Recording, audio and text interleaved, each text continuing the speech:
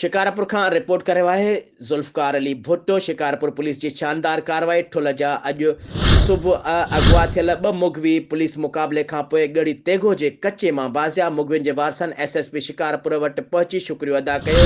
खेसि अजरक इन जा हार पराया जॾहिं त पुलिस जे हक़ में नारेबाज़ी पिणु कई। थाणे नापरकोट जे हद ॻड़ी तेगो वारे कचे जे इलाइक़े में पुलिस मुक़ाबले खां पोइ अॼु सुबुह अगवा थियल दीदार वलद रहमतुल्लाह भट्टी ऐं अली नवाज़ चन्नो बाज़ियाब थी विया आहिनि। ठुल थाणे जे रहवासियुनि खे कंदरकोट शिकारपुर बाईपास रोड वटां अॼु सुबुह 7 वॻे ॾोहारी अगवा करे विया हुआ।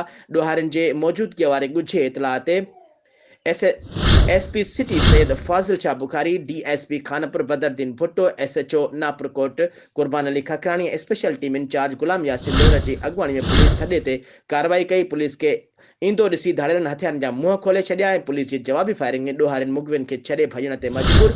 मुग़वियुनि जी बाज़ियाबी वारे इतलाह खां पोइ संदसि वारस SSP Shikarpur retired captain Faizan Ali वटि पहुची विया। खेसि अजरक जा हार पराया, संदसि शुक्रियो अदा कयो, पुलिस जे हक़ में नारा हया। यादि रहे त मुग़वियुनि खे कंदरकोट शिकारपुर बाईपास रोड वटां 7 हथियारनि जे ज़ोर ते अगवा कयो हो, जंहिंखां पोइ police SSP Shikarpur retired captain Faizan Ali जी हिदायतुनि ते मुग़वियुनि जी बाज़ियाबी लाइ पुलिस मुख़्तलिफ़ हंधनि ते छापा पिणु हया हुआ। अॼु धाड़ियलनि जे मौजूदगीअ वारे ॻुझे इतलाह ते पुलिस बर वक़्तु कार्रवाई करे बिना कंहिं नुक़सान जे मुग़वियुनि खे बाज़ियाब करायो आहे।